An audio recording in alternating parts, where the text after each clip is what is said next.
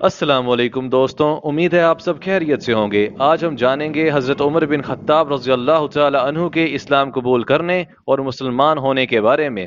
حضرت عبداللہ بن مسعود فرماتے ہیں کہ اللہ کے نبی محمد صلی اللہ علیہ وسلم نے دعا مانگی کہ یا اللہ، اسلام کو عمر بن خطاب یا ابو جہل بن ہشام کے ذریعے طاقت پہنچا۔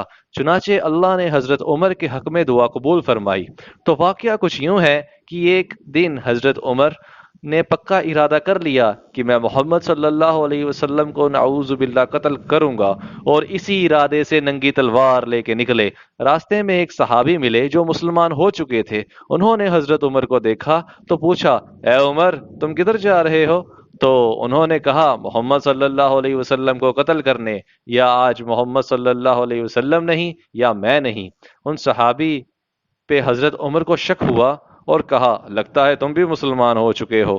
یہ کہتے ہی تلوار سونت لی، اور ان صحابی نے بھی اپنے دفاع میں تلوار سونت لی۔ ان صحابی نے کہا، عمر، مجھے قتل بعد میں کرنا، پہلے اپنے گھر کی خبر لو، تمہاری بہن اور بہنوئی دونوں مسلمان ہو چکے ہیں۔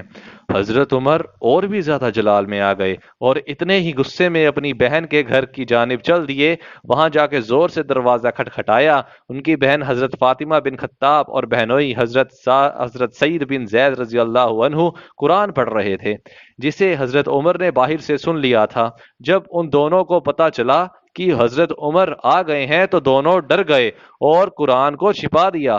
جیسے ہی انہوں نے دروازہ کھولا، جلال میں آئے ہوئے حضرت عمر نے اپنے بہنوئی کے یعنی سعید بن زید کے ایک تھپڑ رسید کیا اور اپنی بہن اور بہنوئی دونوں کو مارنے پیٹنے لگے۔ حضرت فاطمہ بنت عمر، جو کہ حضرت عمر کی بہن تھیں، کے سر سے غالباً لہو بہنے لگا۔ حضرت فاطمہ بنت خطاب نے کہا، عمر، تو جو چاہے کر لے، میں بھی خطاب کی بیٹی ہوں۔ حضرت عمر نے جب یہ الفاظ سنے اور لہو دیکھا تو وہ شانت ہو گئے اور کہا، اچھا دکھاؤ مجھے بھی کیا پڑھ رہے تھے۔ حضرت فاطمہ بنت خطاب نے کہا، نہیں عمر، تم نہیں ہاتھ لگا سکتے، تم ناپاک ہو۔ تو انہوں نے کہا، تو مجھے کیا کرنا ہوگا؟ انہوں نے کہا، پہلے تم غسل کرو۔ لہٰذا انہوں نے غسل کیا اور قرآن پڑھنے لگے۔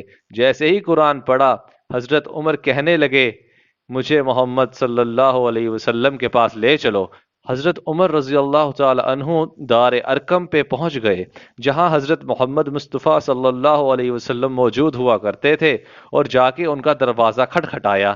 جب صحابی نے دروازے میں سے دیکھا کہ حضرت عمر باہر دروازے پہ ہیں تو انہوں نے کہا، اے اللہ کے نبی صلی اللہ علیہ وسلم، عمر کا ارادہ ٹھیک نہیں لگتا، اس کے کندھے پہ کمان ہے اور گلے میں تلوار لٹکی ہے۔ حضرت حمزہ بن عبد المطلب، جو کہ بڑے بہادر تھے، اس سمے مسلمان ہو چکے تھے اور وہاں موجود تھے۔ انہوں نے کہا، کیا بات کر رہے ہو؟ دروازہ کھولو، اگر عمر کا ارادہ نیک ہوا تو ٹھیک، ورنہ اس کی تلوار سے اس کی گردن اڑا دوں گا۔ دروازہ کھول دیا گیا۔ اندر جا کے حضرت عمر رضی اللہ تعالی عنہ نے عرض کیا، آپ کس چیز کی دعوت دیتے ہیں اے محمد؟ میرے سامنے پیش کریں۔